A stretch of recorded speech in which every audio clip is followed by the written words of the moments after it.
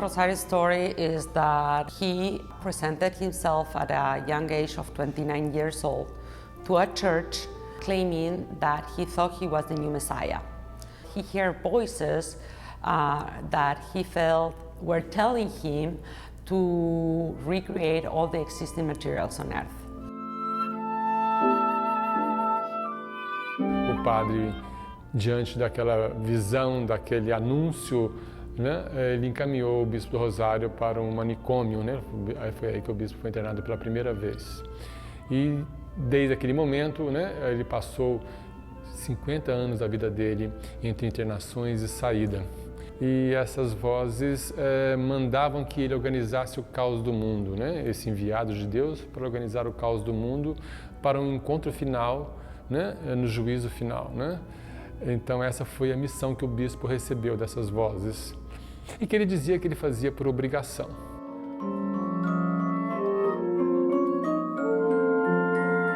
I mean, the work of Bispo is so ambitious, you know. He, from his space, from his cell, from the psychiatric hospital in Rio, he have this amazing endeavor to make an entire encyclopedia or entire reproduction of the planet, you know, of the universe, you know. He's an Afro-Brazilian artist that had to face a series of exclusions and marginalizations because of his condition as a black man, as a poor man, and also because of the fact that he did all of his work while living in a mental health institution. But his production is very much a very important and influential artistic practice, probably one of the most influential ones in contemporary Brazilian art.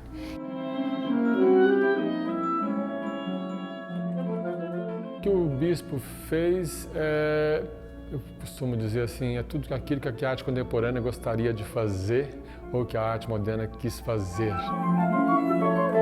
He allows us to think about art institutions that were created in this process of modernization, of mental health institutions that were also created as a result of this process, and also the materials themselves. You see combs and cups and buttons and sandals and all of these consumer objects that he was reflecting on, or even, for instance, ways of entertainment that are very much part of this modernizing process of the country.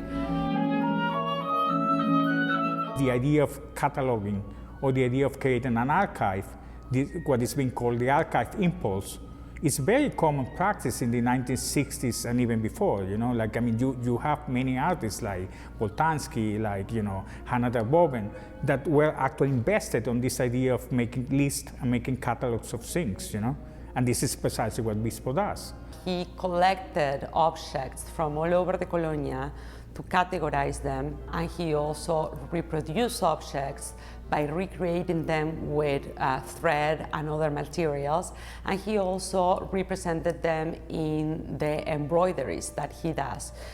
The materials are mostly savage materials from the hospital, or materials that he was able to exchange with other patients and hospital workers.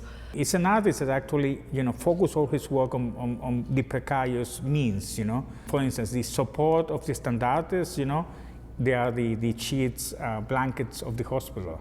So you have even the stains, you know, of the bodies that were there, of patients that were in these blankets and these sheets of the beds, you know. But what is interesting in Bispo is that this small reproduction of the work is also include his map.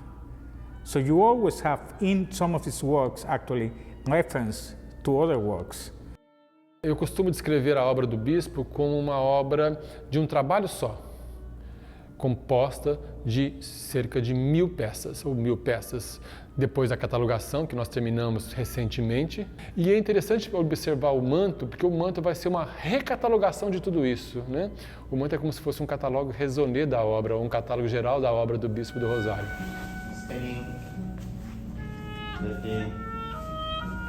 The manto is a key piece in Bispo Rosario's production because it is a garment that he created to wear on Judgment Day. He created for himself, he would wear it, and he believed that making the manto was a way to be in better connection with God.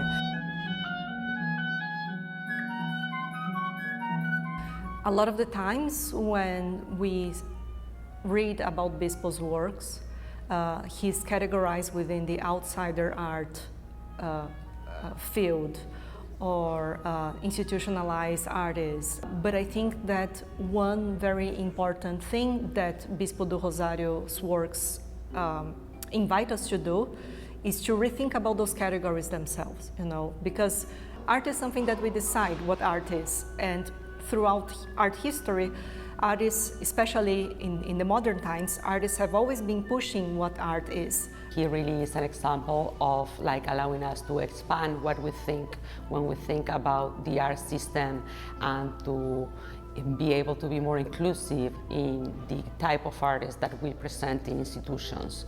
I don't see that Bispo is an outsider anymore.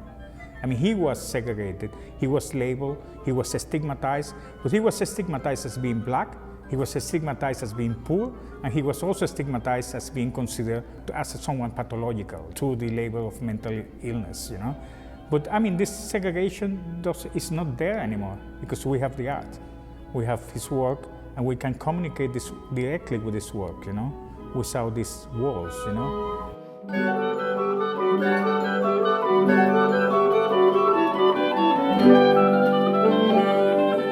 Thank you.